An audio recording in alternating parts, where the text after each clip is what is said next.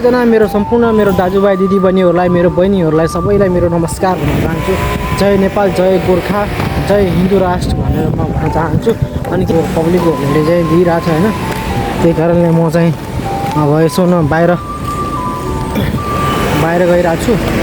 साथीभाइहरूले भन्दै थियो मार्केट जाउँ भनेर होइन, मार्केट चाहिँ अब नजाउँ होला हो, किनभने गर्मी पनि भइरहेछ। त्यही कारणले के छ सबैलाई मेरो welcome to my new blog होइन।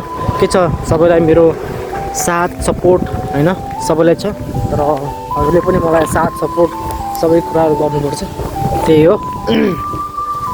साथी पनि हाम्रो नेपालको होइन, म्यानमारको साथी हो, त्यसले मलाई बोलाइरहेको थियो क्या।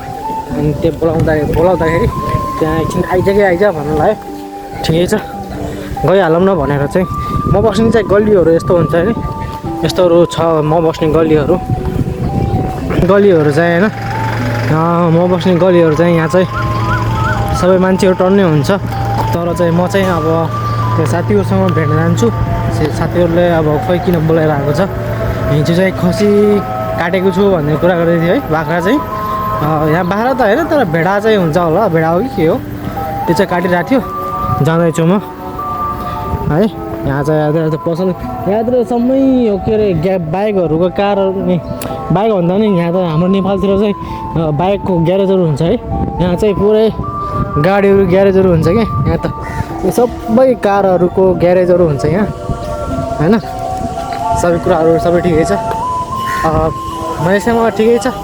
अहिले चाहिँ यहाँ ठ्याक्क कति भयो भने चाहिँ यहाँको 1:05 भयो, किनकि यहाँको उता हल्ला गरिरहेछ क्या जाँठा,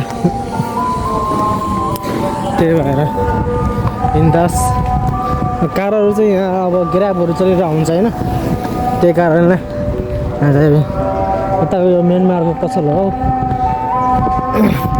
सबै ठिकै छ, आरामै हुनुहुन्छ होला, मस्त हुन्छ होला, व्यस्त हुनुहुन्छ होला अहिलेको होइन।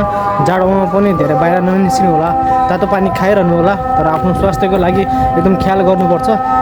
पैसा यताउता होला तर नो प्रब्लम, यो चाहिँ के, तर शरीर चाहिँ होइन, स्वास्थ्य शरीर भन्ने चाहिँ एकदम पर्फेक्ट हुनुपर्छ।